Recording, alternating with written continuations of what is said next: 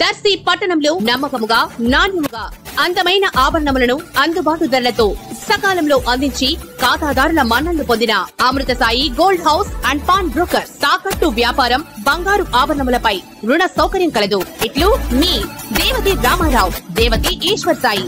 Amrutha Sai gold house and pawn broker, గడియార స్తంభం వద్ద, కురిచేడు రోడ్, దర్శి. ప్రాణత్యాగం చేసి తెలుగు వారికి ప్రత్యేక రాష్ట్రం సాధించిన అమరజీవి పొట్టి శ్రీరాములు 125వ జయంతోత్సవాలు రాష్ట్ర ప్రభుత్వం అమరజీవి పొట్టి శ్రీరాములు మెమోరియల్ ట్రస్ట్ సంయుక్తంగా నిర్వహించనుండగా ఈ సందర్భాన్ని పురస్కరించుకుని దర్శిలోని ఆర్యవైశ్య కళ్యాణ మండపం నందు ఆర్యవైశ్య సమావేశం ఈ రోజు సోమవారం నిర్వహించబడింది.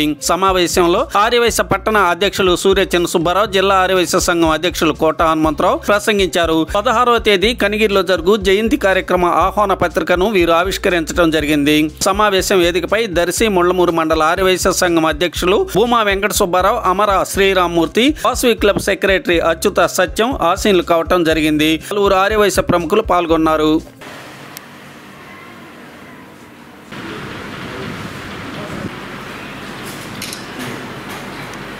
125వ జయంతి సందర్భంగా పొట్టి శ్రీరాములు గారి జన్మదినాన్ని ప్రతి నెల ఒక్కొక్క జిల్లాలో శత జయంతి ఉత్సవాల కింద రాష్ట్ర ప్రభుత్వం అధికారికంగా జిల్లా కలెక్టర్ల ఆధ్వర్యంలో ప్రజాప్రతినిధులు, అధికారులు అందరూ కలిసి ఘనంగా నిర్వహించుకోవాలని నిర్ణయం తీసుకోవడం మా ఆర్యవైశ్యులకి ఘనంగా గవర్నమెంట్ గుర్తుంచుకున్నందుకు ముందుగా ఆంధ్రప్రదేశ్ రాష్ట్ర ప్రభుత్వానికి నా ధన్యవాదాలు.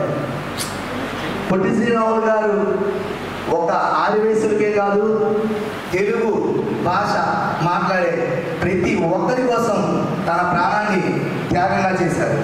ఆయన చేసిన త్యాగం వృధాగా పోకూడదని, ఎప్పటికీ ఆంధ్ర రాష్ట్ర ప్రజలు ఆయన గుర్తుంచుకుంటారని ఈ 125వ జయంతి కార్యక్రమాలని కనిగిరిలో ప్రకాశం జిల్లాలోని పీసిపల్లి గ్రామంలో పొట్టి శ్రీరాములు గారు స్వగ్రామం కాబట్టి మన జిల్లాలో మొట్టమొదటి కార్యక్రమాన్ని నిర్వహించుకోవడం ఇది మన అదృష్టం.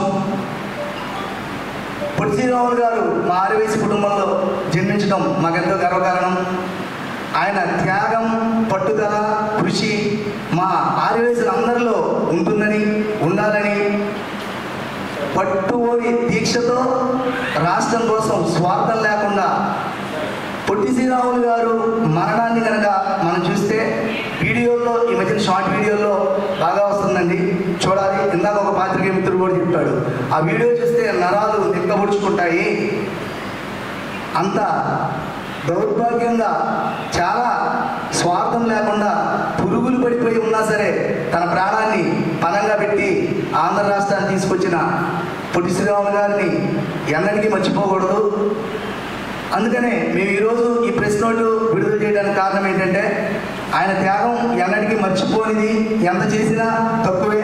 కాబట్టి మా ఆర్యవైశ్యులకే కాకుండా ఆంధ్ర రాష్ట్రంలోని ప్రజలందరూ కూడా ఈ శత జయంతి కార్యక్రమంలో పాల్గొని పొట్టి శ్రీరాములు గారిని ఘనంగా మనం గుర్తుంచుకోవాల్సిన సందర్భం అని పత్రికాముఖంగా తెలియజేసుకుంటూ, రేపు బుధవారం 16వ తారీఖు ఉదయం కనిగిరి పట్టణంలో జరిగే శత జయంతి కార్యక్రమాలని విజయవంతం చేసుకోవాలని, దానికి ప్రకాశం జిల్లాలో దర్శి మొట్టమొదటిగా ఉంటుందని సభాముఖంగా తెలియజేసుకుంటూ సెలవు తీసుకుంటాం.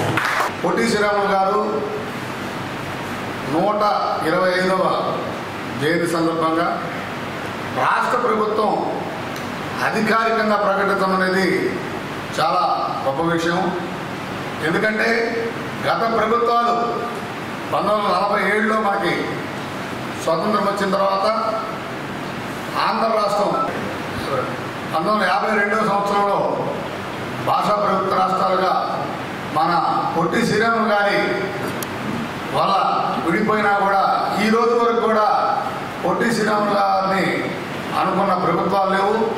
కానీ చంద్రబాబు నాయుడు గారు ఆయన్ను గుర్తుపెట్టుకొని 125వ జయంతికి ఒక సంవత్సరం పాటు అధికారిక కార్యక్రమాలు ఏర్పాటు చేయడం అనేది మనమందరం కూడా చాలా హర్షించాల్సినటువంటి విషయము.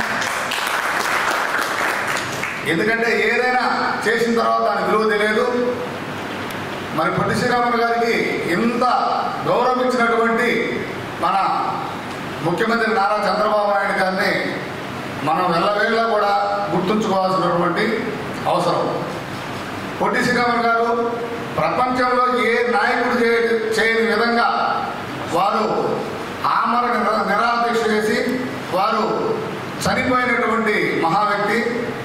రాష్ట్రం సపరేట్గా మన తెలుగు రాష్ట్రాలు ఏర్పడటానికి ఒక వ్యక్తి వలన ఈ రాష్ట్రం ఏర్పడిందంటే వారు మనము గర్వించాల్సినటువంటి విషయం. ఎందుకంటే ఒకప్పుడు మద్రాసు రాష్ట్రంలో ఉండి మనం కూడా మద్రాసులోనే బతికేవాళ్ళం.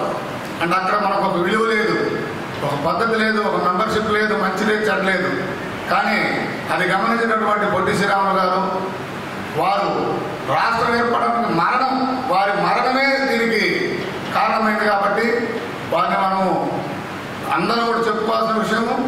మన రాబో తరాలు కూడా పొట్టి శ్రీరాములు గారిని మర్చిపోకూడదు. అదేవిధంగా మన తెలుగుదేశం పార్టీని కూడా, ఎందుకంటే మరి పొట్టి శ్రీరాములు గారిని గౌరవించి గుర్తించినటువంటి పార్టీ ఏదైనా ఉందంటే తెలుగుదేశం పార్టీ.